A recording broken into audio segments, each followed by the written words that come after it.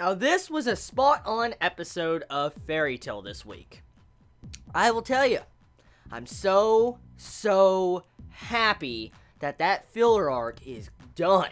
Because this is the Fairy Tail I actually like. Even though this is a special chapter, and majority of us might consider this a filler episode, even though it's not, it's a special chapter that's been animated, it was a very well-executed special chapter in one episode. Like, we get characterization to one of these characters of Fairy Tail that barely has had any characterization, Asuka. And to see her characterization in this, I was quite pleased. Because the little girl, I mean, she hasn't really had any characterization or any development since she was really introduced until the special chapter that I'm aware of. And to see how this special chapter just dived in and tried to just show her character off, I really like it. And I have to say, I do respect Hiro Mashima for actually deciding to do a special chapter focused around her, because it's nice to have these enjoyable chapters every so often. And I'm glad he took the time to actually try to give her some characterization and show a different spotlight on the different Fairy Tail Guild members, along with Natsu getting to see a little bit of a difference to his personality. Now, here's the thing. With this episode, the main focus is this little girl, Asuka, is trying to go on jobs, do anything she wants. She's just trying to have fun, a really good time. And Natsu is watching over her, and Lucy has been dragged into watching over her too, because she has to chaperone Natsu, make sure he watches Asuka properly.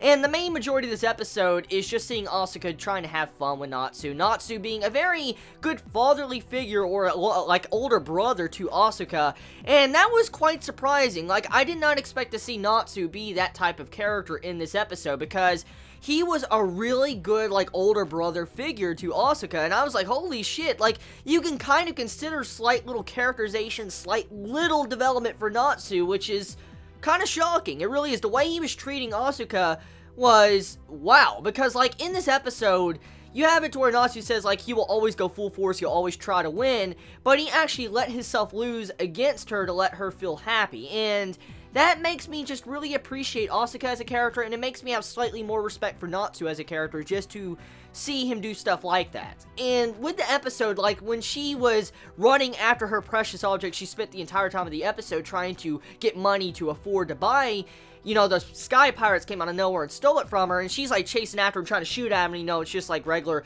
like, bullets that can't do nothing, like, they're fake bullets. And she couldn't do nothing to get her treasure back, and these Sky Pirates are getting away. And what was adorable is when Natsu put her hat down, and he's like, oh, aim. And then she starts shooting randomly while he's covering her eyes, and he, you know, he shoots his fire magic and knocks him out of the sky. And so, I like that. I just really enjoy an episode like this. You could say this is filler, you could say this is boring, it's a special chapter, so it is canon, and I have to say, this is what I like about Fairy Tail. Getting to see stuff like this, the little chill and happy things. I mean, we don't need epic action, all that. I just like the, you know, interactions of the characters, and that's exactly what this episode was. And I mean, I'd rather deal with filler arcs that's focused on something like this, giving characterization to other characters, than see what nonsense we saw in the last filler arcs. Now, just to let you all know, if you do not realize what's going on with the Fairy Tail schedule, supposedly from what I found out from Anime News Network like 3 or 4 weeks ago, they announced they are going to be animating the Tartarus arc, but we're going to have, like, special chapters, like these special chapters animated all the way up until April. So, we pretty much have to deal with all these special chapters until the spring season of anime starts. And so, I know some will probably be very against that, but I mean, it's a lot better getting to see characterization with these special chapters than seeing the nonsense that we had. So, you can still say this is canon. Like, we're having a canon/filler arc, kind of.